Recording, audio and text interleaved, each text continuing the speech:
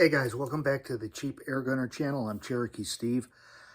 As I said at the previous video that I just posted, I just wanted to do some more shooting. I'm down here in my basement, back home, not at work, and a couple of things I wanted to do before getting to the shooting. Number one, I want to apologize to everyone out there. And let me explain a little bit. Number one, everyone that's out there that has any type of PCP air gun that does their filling through hand pumps, I've got mine, don't get me wrong.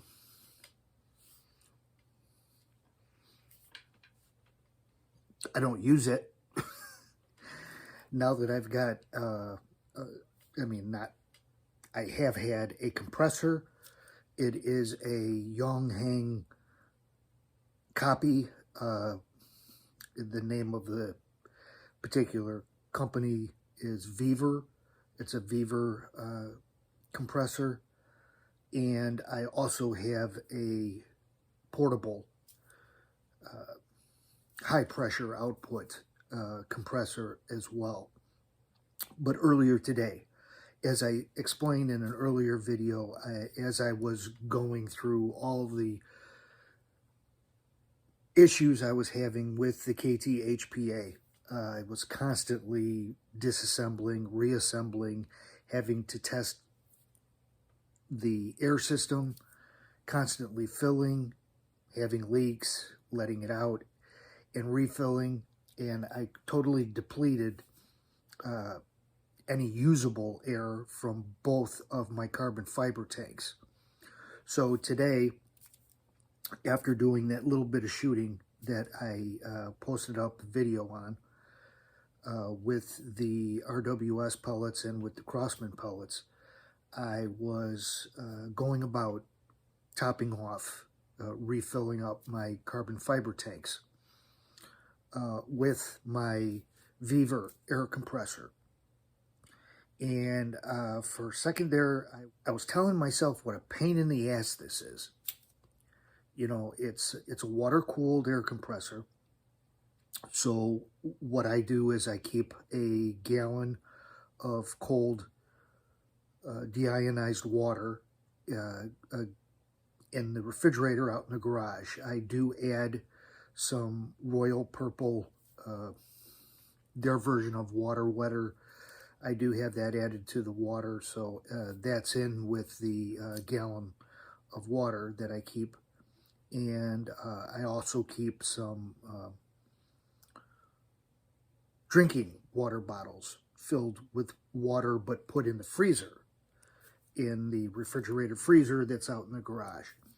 And every time I need to use my compressor, I've got to, you know, haul a few of the frozen drinking water bottle containers down to the basement with me, along with the gallon jug of my water mix, and set that up for the compressor, get the pump going,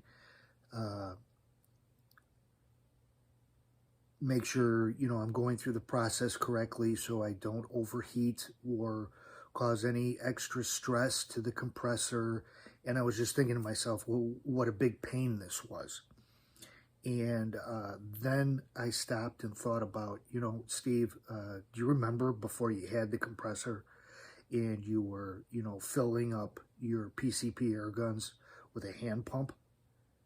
And I know there are those of you that are out there that as cheap as some of these Chinese compressors are, and believe me, I wholeheartedly endorse the one that I have. It has held up great, does the job every time I go to use it, as long as you do your regular maintenance routine with it.